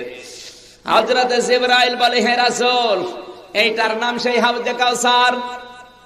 এই যে বিসমিল্লাহির রহমানির রহিম দিয়ে ঘেরা, প্রতিটি শব্দের নিচ থেকে ফোঁটা ফোঁটা পানি পড়ে, আর ওগুলো নালা হয়ে এই গম্বুজের ভেতরে যায়। তখন এই গুম গুম করে আওয়াজ হয়। হযরতে জিবরাইলকে প্রশ্ন করলেন, এটা কি হয়?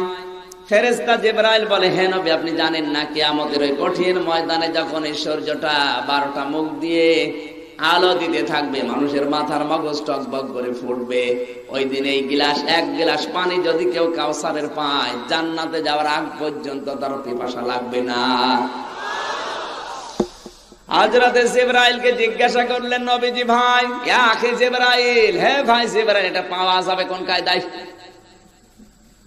ওখানেই জানিয়েছিলেন, হে নবী, এটা পাওয়া যাবে যদি আপনি এই যে লেখা জিনিসের আমল করেন। এখানে লেখা আছে বিসমিল্লাহির রহমানির রহিম। দুনিয়াতে যাদের সব কাজ আমার আল্লাহর নাম দিয়ে শুরু হয়, কার নাম? কালকে পয়লা বৈশাখ আল্লাহর নাম দিয়ে শুরু হবে। তাহলে ওই কাজটা জায়েজ আছে। আপনি হাউজে কাউসার পাবেন। আল্লাহ বাদে অন্য কারো নামে যদি কোনো কাজ শুরু হয়, নবীজি ওখান থেকে এসে দুনিয়াতে যে কাজে হাত দিয়েছেন, প্রতিটি কাজে বিসমিল্লাহির রহমানির রহিম বলে আরম্ভ করেছেন। মাঝে মাঝেই বলতেন, আল্লাহ তুমি আমাকে হাউজে কাউসার থেকে বঞ্চিত করো না, আমি কিন্তু বিসমিল্লাহর আমল ছাড়ি না। তাহলে যাদের জীবনে বিসমিল্লাহর আমল নেই, তাদের হাউজে কাউসার আল্লাহ আরো জোরে। আর আমরা কেমন মুসলমান, বিসমিল্লাহর আমল বাদ দেওয়া দূরের কথা, আরো তুইলিয়ে দিচ্ছি। তুমি তো কাউসার পাবা, তোমার জন্য ফেরেশতা বসে আছে কাউসার নিয়ে, আরো বিসমিল্লাহ তুইলিয়ে দিস।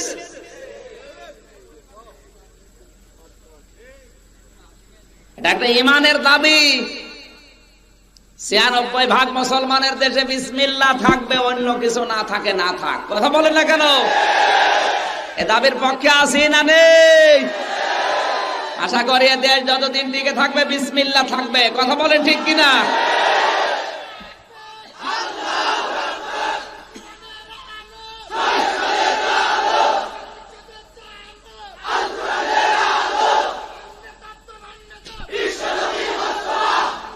আলহামদুলিল্লাহ।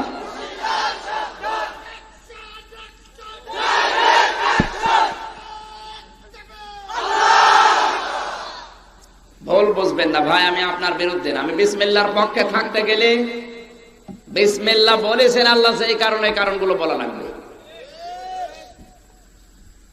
নিজে মানতে পারেন না, অসুবিধা নেই, তবে তুলে দেবেন, কি আশ্চর্য। তাহলে বিসমিল্লাহি ওয়া আলা মিল্লাতি রাসূলিল্লাহ বলে আপনাকে কবরে দেওয়ার দরকার নেই, রাম রাম বলে পুড়িয়ে ফেলি। বিসমিল্লাহ যখন আপনি রাখবেন না, তখন আপনি কবরে রাখার সময় দরকার কি? মিথ্যা কথা বলে ইমাম সাহেব গোনা খোড়ানো, উনি নাই পড়ছে ওনার ইমামতি টিকে রাখার জন্য, তো গোনা হচ্ছে তো সবাই। বিসমিল্লাহি আল্লাহর নামে, ওয়া আলা মিল্লাতি রাসূলিল্লাহ, আর রাসূলের আদর্শের উপরে সারা জীবন চলেছে, রেখে গেলাম। আল্লাহ তুমি দেখো, রাসূল তুমি গ্রহণ করো, পুরাটাই মিথ্যা। সারাটা জীবন বিসমিল্লাহর বিরুদ্ধে অবস্থান ছিল। আর রাসূলের আদর্শ দেখলেই ওর রাগ হইতো। রাসূলের আদর্শওয়ালা মানুষগুলোকে ধরেছে, জেলখানায় নিয়ে গেছে। তোরে এই দোয়া কেন কোরআন শরীফের কবরে রেখে আসলো আযাব হবে।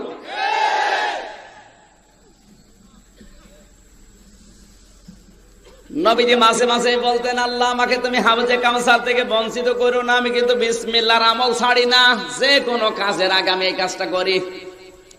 আল্লাহ রাব্বুল আলামিন নবীজির মনের ভাব বুঝতে পেরেছিলেন, সূরা কাউসার তাকে এই জন্য উপহার দিয়েছিলেন। ইন্না আ'তাইনাকাল কাউসার ফাসাল্লি লিরাব্বিকা ওয়ানহার ইন্না শানিআকা হুয়াল আবতার। হে নবী, আপনার আফসোস করার দরকার নেই, চিন্তা করারও দরকার নেই। এই হাউজে কাউসার আমি আল্লাহ আপনার নামে রিজার্ভ করে দিলাম। কিয়ামতের একচ্ছত্র মালিকানা আপনার। আপনি যাকে দেবেন সেই শুধু পাবে, আপনি যাকে দেবেন না সে আর পাবে না। কিন্তু আপনার হাতে যদি কেউ পেতে চায়, আমি আল্লাহ দুইটা শর্ত তাকে দিয়ে দিলাম। ফাসাল্লি লিরাব্বিকা ওয়ানহার, তাকে নামাজ পড়া লাগবে আর কোরবানি করা লাগবে। যদি নামাজও না পড়ে, সামর্থ্য থাকার পরে কোরবানিও না করে, ওর বরাতের হাউজে কাউসার নেই। কি বলেন না কেন? আর হাউজে কাউসারের পানি যদি আপনি না পান, আপনি জান্নাত পাবেন না। লিনুরিয়াহু মিন আয়াতিনা, বিভিন্ন নিদর্শন দেখিয়েছিলেন। তার এক নম্বরে এইটা, একটা একটা করে জাহান্নামের ভেতরে অনেকগুলো দৃশ্য দেখালেন। আমার তো এত বড় হাদিস বলা উদ্দেশ্য না, আমার শিক্ষা নেওয়া উদ্দেশ্য। নবীকে আল্লাহ 27টা বছর বিভিন্ন জিনিস দেখিয়ে গবেষণা করে করে 14টা কর্মসূচি দিলেন। কয়টা? সূরা বনী ইসরাঈলের 23 থেকে 38 এই আয়াতগুলোর ভেতরে 14টা কর্মসূচি আছে। আসার সময় বললেন, হে নবী, আপনাকে আমি 50 ওয়াক্ত নামাজ আর 6 মাস রোজা উপহার দিলাম। প্রথম আসমানে আসার পরে হযরতে মুসা আলাইহিস সালাম ষষ্ঠ আসমানে, সপ্তম থেকে ষষ্ঠ আসমানে আসার পরে জিজ্ঞাসিত হলেন যে আল্লাহ আপনাকে কি দিয়েছে? বলে, কি দেবে মানে? 6 মাস রোজা দিয়েছে আর 50 ওয়াক্ত নামাজ। হযরতে মুসা আলাইহিস সালাম বলেন, নবী আপনি আনন্দে আছেন, আপনি তো টের পাচ্ছেন না বাস্তবতা। আপনারা আমি আগে দুনিয়ায় সময় কাটিয়ে আসলাম, আপনার আগে আমি দুনিয়ায় সময় কাটিয়েছি, আমি জানি। আমার উম্মতের 1 ওয়াক্ত নামাজ ফরজ ছিল, তাই পড়তো না। আর আপনি 50 ওয়াক্ত নিয়ে আনন্দে আছেন, বদল বাজাচ্ছেন। তাড়াতাড়ি যান, বলেন আল্লাহ একটু কমিয়ে দাও। তিনি 1 বার 2 বার 3 বার করে প্রায় 9 বার গিয়েছিলেন। কয়বার? 5 বার 5 বার 5 বার 5 ওয়াক্ত করে কমাতে কমাতে শেষে আর 5 ওয়াক্ত আছে। মুসা নবী বলেন, না এটাও পারবে না, আপনি আরো কমান। আল্লাহর নবী বলেন, জিবরাইল তুমি কি? মুসা নবীকে জিজ্ঞাসা করেন, মুসা নবী আপনি কি বলেন? আল্লাহ আমাকে দিতে চায় আর আপনি বলেন কমান। আমার লজ্জা করছে, আমার পারবো না। আমার উম্মত 5 ওয়াক্ত নামাজ আমি নিয়ে যাচ্ছি, অবশ্যই পড়বে। পড়বে না মানে? আল্লাহ রাব্বুল আলামিন বলেন, নবীজি আমি তো আপনাকে 50 ওয়াক্তই দিয়েছিলাম, 6 মাস রোজা দিয়েছিলাম, কিন্তু আপনার কনসিডারের কারণে, কনসিডারেশনের কারণে আমি একটু কমিয়ে দিলাম। আমি কিন্তু সিদ্ধান্ত নিয়েই দিয়েছি, আমার সিদ্ধান্ত বাতিল হবে না। আপনার দিকে তাকিয়ে আপনার উম্মত দুর্বলের জন্য আমি 5 ওয়াক্ত পরে 1 মাস রোজা করে দিলাম। সুতরাং আমি এই মুহূর্তেই ঘোষণা দিলাম, 5 ওয়াক্ত নামাজও যদি কেউ পড়ে সঠিকভাবে, আর রমজানের রোজা যদি রাখতে পারে 1 মাস, তাহলে 6 মাস রোজা রাখা আর 50 ওয়াক্ত নামাজের সওয়াব আমি আল্লাহ তাদের আমলনামায় দিয়ে দেব। এত সুযোগ! 5 ওয়াক্ত পড়বেন, আপনি অর্জন করবেন, গেইন করবেন 50 ওয়াক্ত নামাজের সওয়াব। এরপরও আমরা নামাজ পড়তে চাই না। মুসলমান দাবি করার পরে নামাজ পড়ে না, আমার তো আশ্চর্য লাগে। ও কিসের মুসলমান? সামনে এই যে কয়েকদিন পরে রমজানের রোজা আসতেছে, কিছু মানুষের ব্যারামও বাড়তেছে। সারাদিন 4-5 বার করে খাচ্ছে, বলেন রোজা নেই, বলে রাখবো কি করে? গ্যাস! ওরে শয়তান, এতবার খাও গ্যাস হয় না। আল্লাহ গ্যাস মুক্ত হওয়ার জন্যই তো রোজা দিয়েছে। আপনি রোজা রেখে দেখেন, আপনি সুস্থ থাকবেন। নবীজি বলেন, যদি সুস্থ থাকতে চাও তাহলে রোজা রাখো। এই পৃথিবীতে একজন মানুষ সবচাইতে বেশি সুস্থ অবস্থায় দুনিয়া কাটিয়েছেন, তিনি হযরত নূহ আলাইহিস সালাম। 12 মাসের অধিকাংশ সময় তিনি রোজা রেখে কাটিয়েছেন। এজন্য দুনিয়ায় যত মানুষ আজ পর্যন্ত এসেছে, সবচাইতে বেশি সুস্থ বেঁচে ছিলেন প্রায় 1200 বছর। রোগ শোক হতো না, কম ছিল রোগ, সুস্থ ছিলেন বেশি দুনিয়ায় এই নবী, কারণ রোজা রাখতেন বেশি। আমাদের তো এসব নেই, খেতে খেতে টুটি পর্যন্ত খায়, এরপরে আরো খাবার চায়, তার মানে খাবারের পরে মিষ্টি খাওয়া শুরু। এই জন্য তো এত রোগ। সম্মানিত ভাইরা, রোজা রাখাই লাগবে। বিশ্ব নবীকে আল্লাহ উপহার দিয়েছেন, এটা নবীর উপহার। আপনার ভালো লাগে না?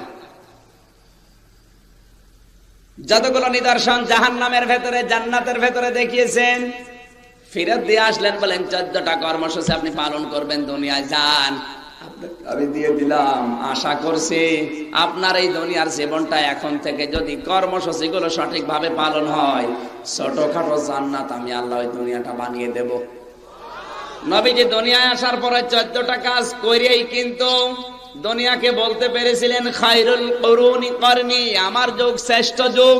নবী যদি ওই 14টা কাজ না করতেন, কোনদিন বলতে পারতেন না আমার যুগ শ্রেষ্ঠ যুগ। কথা বলেন ঠিক কিনা? সুতরাং শবে মেরাজ যদি আপনি পালন করতে চান, এখন থেকে সিদ্ধান্ত নেওয়া লাগবে। সূরা বানী ইসরাইলের 23 থেকে 38 এই আয়াত কয়টা দেখি কি আছে। আর এই 14টা কর্মসূচি নবীকে আল্লাহ 27 বছরের গবেষণার ফল হিসাবে দিলেন, আমাদের জীবনে আছে কিনা? একটাও নেই। আমি যতটুকু পড়ে দেখেছি এই দেশে একটা মেরাজের শিক্ষাও নেই। 14টা তো দূরের কথা, খালি আছে মিলাদ পড়া, জিলাপি খাওয়া, খিচুড়ি খাওয়ার শেষ। না, এগুলোর জন্য তো রবিউল আউয়াল, এগুলোর জন্য সবে মেরাজ, সবে কদর আসে না। শিক্ষা দেওয়ার জন্য 1 বছর পরে আসে, আপনাকে কন্ট্রোল করার জন্য। আল্লাহ তুমি আমাদেরকে এই 14টা বিষয় মেনে নেওয়ার তৌফিক দাও। সুতরাং মুসলমানের বাচ্চারা যারা এসেছেন, আপনি পয়লা বৈশাখ ওইভাবে পালন না করে সবে মেরাজের দিন আজ, পয়লা বৈশাখের দিন আজ, কোনটা মানবেন, কিভাবে মানবেন, আপনার সিদ্ধান্ত। আজকের এই বিশ্ব শান্তি পাওয়ার জন্য হন্য হয়ে দৌড়াচ্ছে। শান্তি দেওয়ার মালিক যিনি, 14টা কর্মসূচি দিয়েছেন তিনি। সুতরাং তার এই কর্মসূচিগুলো আপনি একটু মেনে নেন। 1 নম্বরে, আল্লাহ ছাড়া কারো ইবাদত করা যাবে না। আল্লাহ ছাড়া, আরো জোরে, এই শব্দগুলো এতটুকু শুনলে হবে না, এর ভেতরে শিক্ষা আছে। আল্লাহ ছাড়া কারো ইবাদত করা যাবে না মানে কি? আল্লাহ যেখানে যে ইবাদত দিয়েছেন ওর ভেতর আপনি বাড়াতেও পারবেন না, কমাতেও পারবেন না। যদি বাড়িয়ে দেন তাহলে আপনি আল্লাহর চাইতে বেশি বোঝেন। কথা বলেন না কেন? আল্লাহ তাআলা জানিয়েছেন, ওয়াযকুর রাব্বাকা ফি নাফসিকা তাদাররুআ ওয়া খিফাতা ওয়া দুনাল জাহরি মিনাল কাওলি বিল গুদুবি ওয়াল আসাল ওয়া লা তাকুম মিনাল গাফিলিন। ভালো করে শুনুন, সূরা আরাফের 205 নম্বর আয়াত আল্লাহ জানিয়েছেন, হে নবী, আপনি আপনার রবকে ডাকেন মনে মনে। কিসে? ওয়াযকুর রাব্বাকা ফি নাফসিকা, আপনার অন্তর দিয়ে আপনি রবকে ডাকেন। তাদাররুআন ওয়া খিফাতান, ভীত সন্তুষ্ট হয়ে, চোখে পানি নিয়ে, কান্না জড়িত কণ্ঠে, ভয়ে ভয়ে। কথা বোঝেন আমার?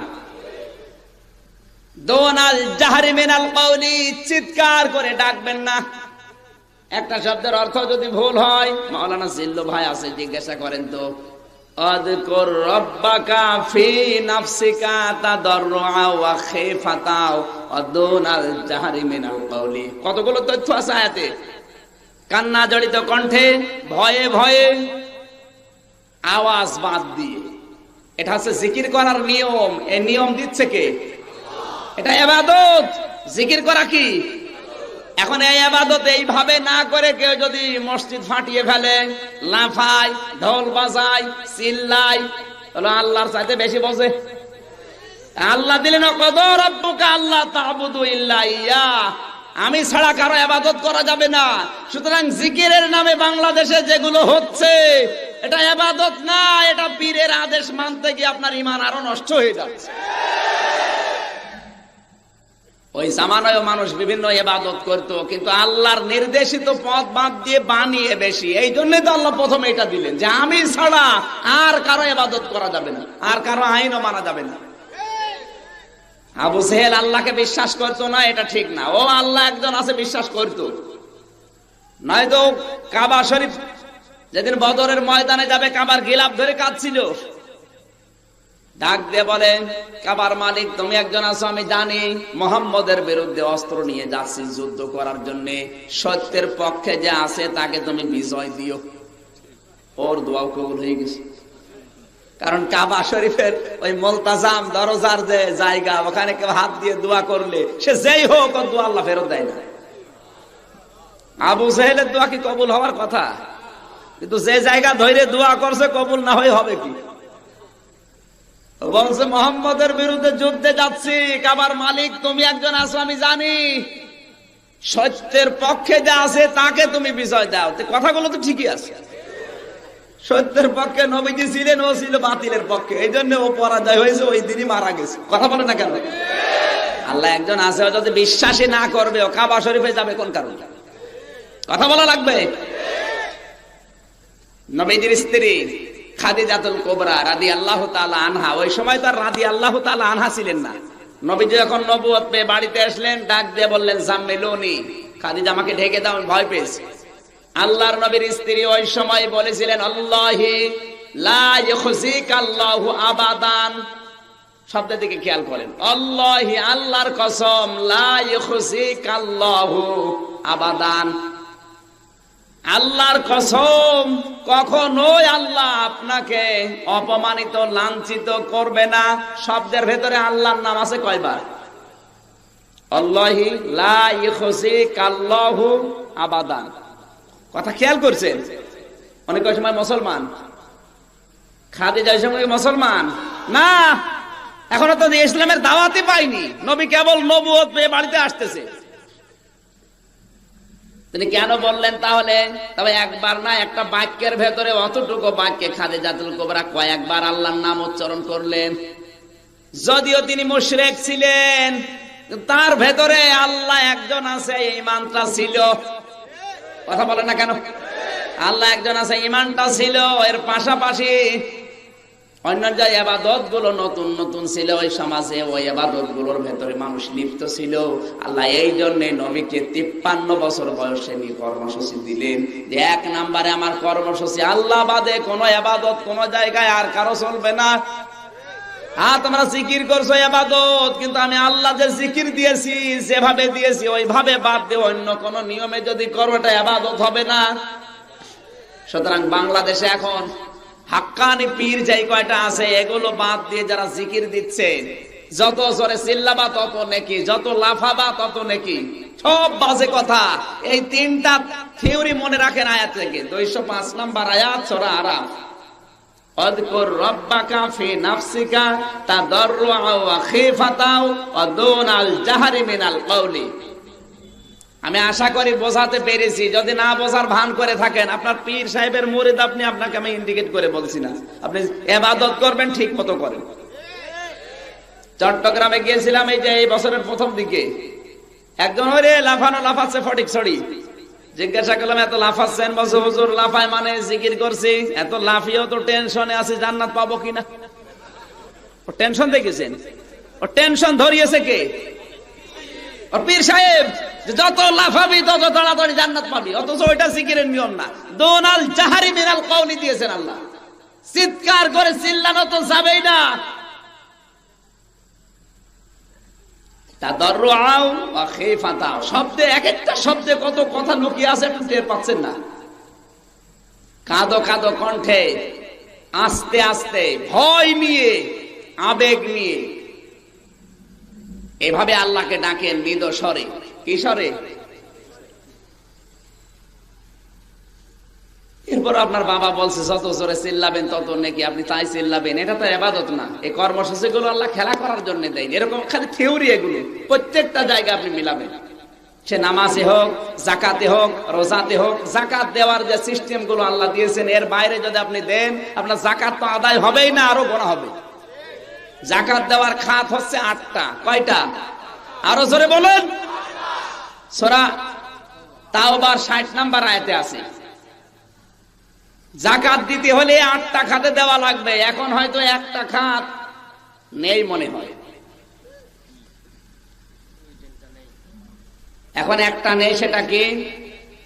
কোন মানুষকে টাকা পয়সা দিয়ে ইসলামে উদ্বুদ্ধ করা, এটা এখন নেই। কারণ ইসলামের শক্তি এখন অত দুর্বল না। 170 কোটি মুসলমান এখন পৃথিবীতে।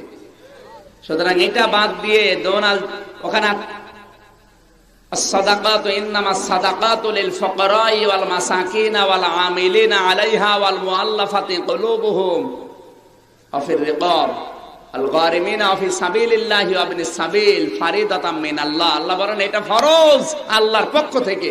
সুতরাং 8টা খাত বাদ দিয়ে যদি যাকাত কেউ দেয়, আপনার যাকাত তো আদা হবেই না, গোনা হবে। আমরা তো যাকাত সাদকা দান করার সময় শুধু লিল্লাহ বোর্ডিং আর এতিমখানা খুঁজে বেড়াই। কে বলেছে আপনাকে? লিল্লাহ বোর্ডিং আর এতিমখানা খুঁজে বেড়াবে, যাকাত দেওয়ার আর খাত নেই। সর্বপ্রথম আপনাকে যাকাত দেওয়া শুরু করা লাগবে আপনার নিকট আত্মীয়র ভেতরে যারা গরিব, তাকে দিয়ে। নিজের বোনের ছেলে লেখাপড়া করতে পারছে না, কোনো খবরই নেই, মানে যাকাত দেওয়ার জন্য চলে গেছে এখান থেকে চট্টগ্রামে, তো দরকার কি? আল্লাহর নির্ধারিত খাত যেখানে আছে ওটা করা লাগবে। নামাজের ভেতরে 13টা ফরজ, 14টা ওয়াজিব, এগুলো আদায় করেন, এগুলো মূল থিওরি। নামাজের কিছু সিস্টেম আছে, নামাজ পড়লেই কবুল হবে তা না। নামাজ পড়লেই কবুল হবে? নামাজ যে শিক্ষাগুলো দিতে যায় তার ভেতরে এই থিওরি গুলো মেনে নেওয়া লাগবে। কি সেটা? ওজন, সওয়াব মাপার যে ওজনের সিস্টেমটা আমরা জানি বাংলাদেশে, আমরা কি জানি? যে এক পাল্লায় সওয়াব দেবে, এক পাল্লায় গোনা দেবে, যার ভারী হবে জান্নাতে চলে যাবে, যার পাল্লা হালকা হবে জাহান্নামে চলে যাবে, নাকি? এটা এতদিন জানেন না, শোনেননি? নামাজ কিন্তু ওইটা দিতে আসে না। নামাজের যে শিক্ষাগুলো আছে এটা ওজনের ভিত্তিতে না, ভরের ভিত্তিতে না, এটা গুরুত্বের ভিত্তিতে আল্লাহ মাপ দেবেন। এই গুরুত্বটা কি? 13টা ফরজ, 14টা ওয়াজিব। 13টা ফরজ। আপনারা আমার ঘুমাচ্ছেন? এই 13টা ফরজের এগুলো মৌলিক বিষয়। সুতরাং ইসলামের যে মৌলিক বিষয়গুলো আছে, এই ইবাদত যে 500টা ইবাদত আছে কোরআনে, কয়টা? এই 500 ইবাদতের ভেতরে যদি একটাও আপনার উল্টা পাল্টা হয়, নামাজ ওই শিক্ষাটা দেওয়ার জন্য আল্লাহ বলেন আমি ছাড়া কারো ইবাদত করা যাবে না। কি? 12টা, 13টা ফরজ, 14টা ওয়াজিব। 13টা ফরজের একটা ফরজ যদি কেউ বাদ দিয়ে দেয়, আরো যত সেজদা দিক, নামাজ হবে? আরো জোরে বলেন। তাহলে নামাজের এখান থেকে মৌলিক কি পেলেন? মৌলিক শিক্ষাটা পেলাম এই যে 13টা ফরজের একটাও যদি বাদ যায় আমার নামাজ সব মাঠে মারা গেছে, আর হবে না। সেজদা দিলেও, আরো জোরে বলেন। তাহলে এখান থেকে আমরা এই শিক্ষাটা আজকে নেব। আমরা মনে করেছি সুবহানাল্লাহ তো পড়ছি, নেকির পাল্লা ভারী হবে না, মানে এই মাপের দেওয়ার জন্য আল্লাহ নামাজ দেয়নি। নামাজের শিক্ষাটা এইটা। আমি বোঝাতে পারলাম না। আপনার ওজন হবে কিন্তু মাপের ভিত্তিতে না, ওজন হবে ভরের ভিত্তিতে না, ওজন হবে গুরুত্বের ভিত্তিতে। মৌলিক বিষয়ের একটাও বাদ গেলে যেমন আপনার নামাজ হচ্ছে না, ফরজ যে বিষয়গুলো আল্লাহ দিয়েছেন ইবাদত হিসাবে, ওয়াকাদা রাব্বুকা আল্লা তা'বুদু ইল্লা ইয়্যা, আমি ছাড়া কারো ইবাদত করা যাবে না। আমি আল্লাহর আইন বাদ দিয়ে অন্য কারো আইন মানা যাবে না। সুতরাং আল্লাহর আইন কোরআনে আছে কত? এই 500 আইনের একটাও যদি কেউ না মানে, 499টা মেনেছে, একটা মানে নাই, তাহলে ওর পুরাটা হবে 0 বা 0।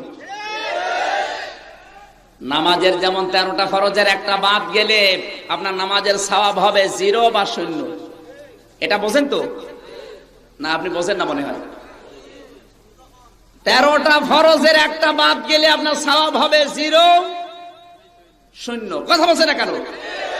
500 আয়াত আল্লাহ কোরআনে আইন হিসাবে দিলেন, 499টা মানেন, একটা মানেন না। মাপ দেওয়ার সময় আপনার পুরা মাপ হবে 0। সুতরাং এই 500 আইনের ভেতরে সুদ আছে না নেই? আরো জোরে বলা লাগবে।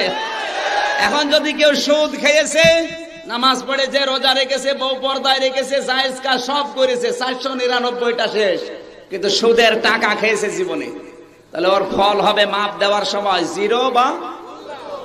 এই কথাটা বোঝেননি? কারা হাত তোলেন তো? আপনি এখনো বোঝেননি?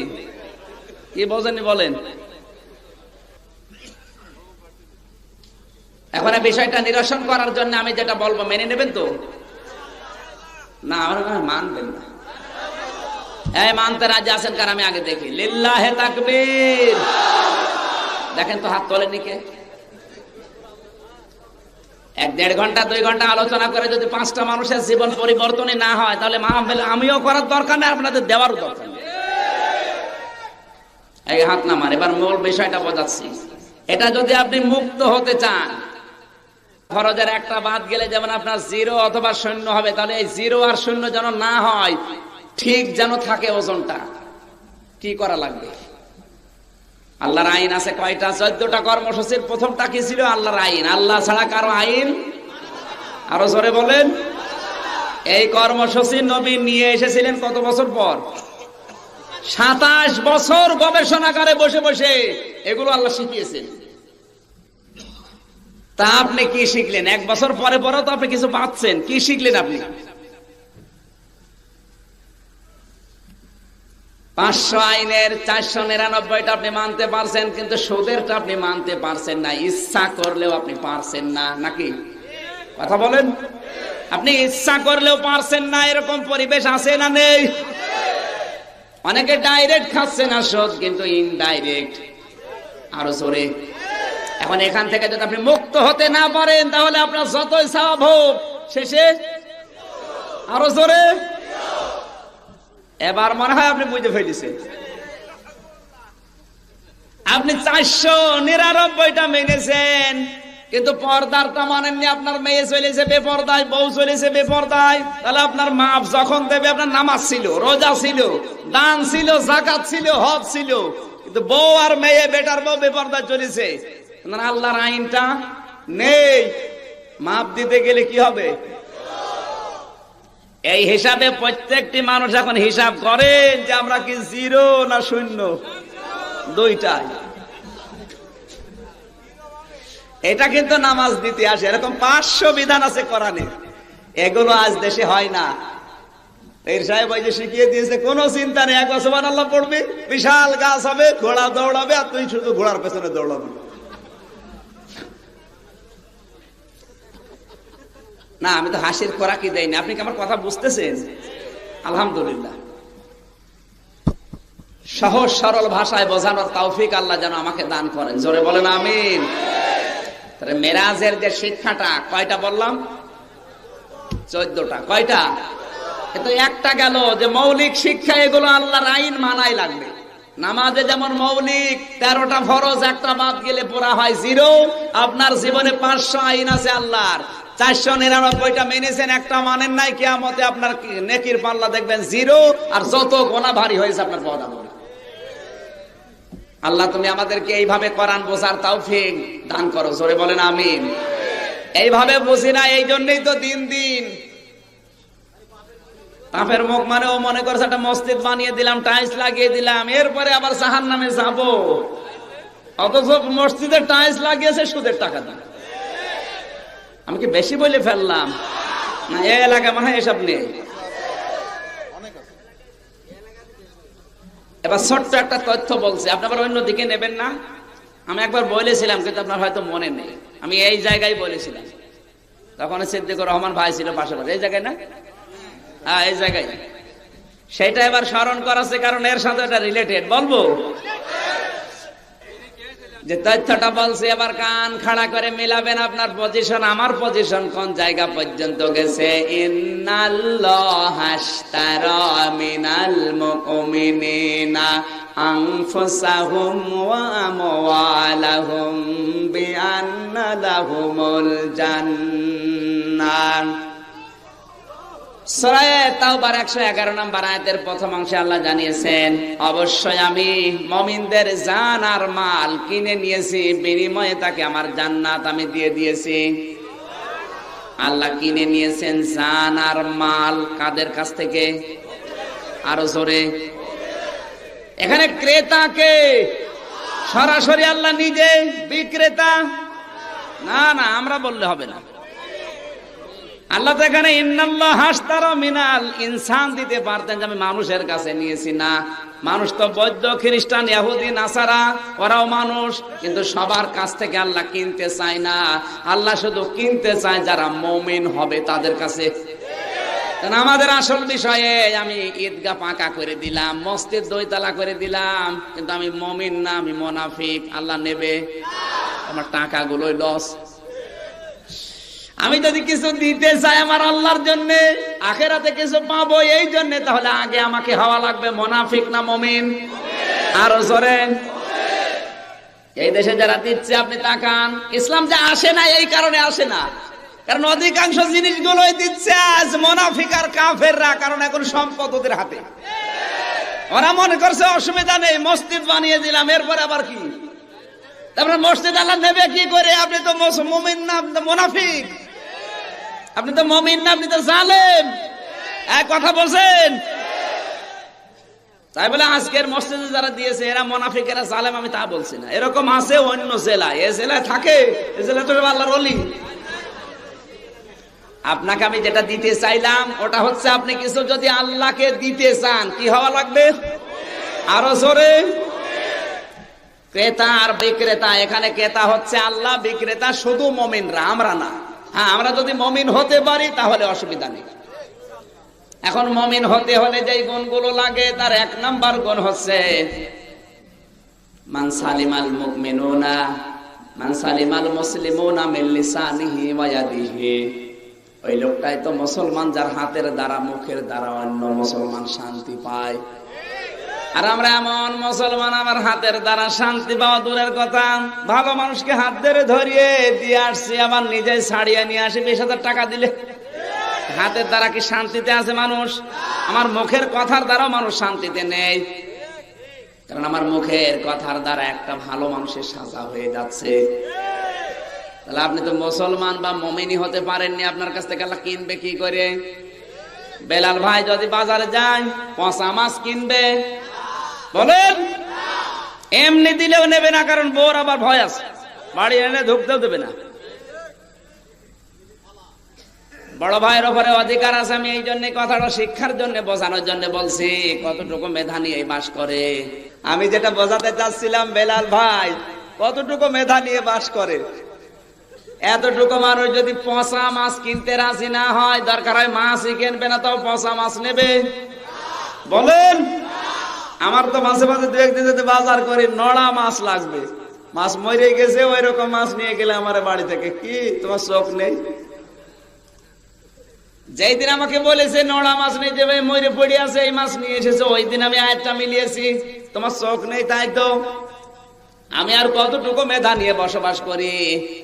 আমি যদি পচা মাছ মরা মাছ কিনতে রাজি না হয়, আমার বউ যদি আমার বাড়ি গেলে এই কথা বলে তোমার চোখ নেই, আমার আল্লাহ যিনি আপনার সম্পদ আর জীবন কিনবে, কোন অপবিত্র সম্পদ অপবিত্র জীবন কিনবে?